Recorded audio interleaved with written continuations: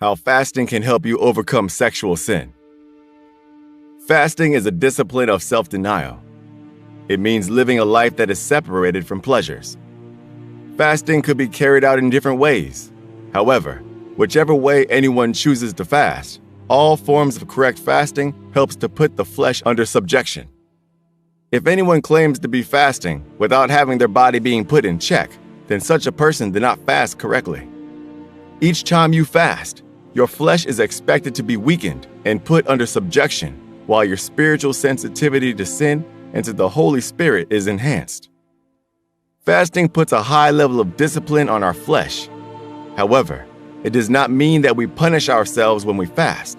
There is a vast difference between discipline and punishment. The reason why we have to fast to discipline our flesh is because the flesh is our enemy.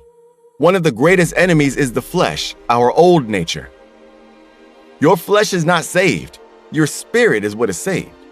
Your physical body will still desire the sinful practices it used to practice before you were saved. Galatians chapter 5, verses 16 and 17 says, "This I say then, walk in the Spirit, and ye shall not fulfill the lust of the flesh. For the flesh lusteth against the Spirit, and the Spirit against the flesh. And these are contrary one to the other, so that ye cannot do the things that ye would." The greatest enemy that the Holy Spirit encounters in his operation in human lives is not the devil, but the flesh. Sexual sin is part of the tendencies of the flesh, which is the fallen nature of man according to Galatians chapter 5, verses 19 through 21. The flesh has long developed its own unruly appetites, as against the wish of the Spirit of God. Therefore, we have to fight our way through by putting our flesh under subjection. And one of the ways we can put our flesh under subjection is through the practice of fasting. The only way not to fulfill the lust of the flesh is to walk in the Spirit. And one of the most effective ways to get ourselves inclined to the Holy Spirit is through fasting. When we fast, we learn to say no to the body's most basic and powerful desire for food. Simply put, if you can gain control over your body's basic desire for food, you can learn to control your body's desire for anything.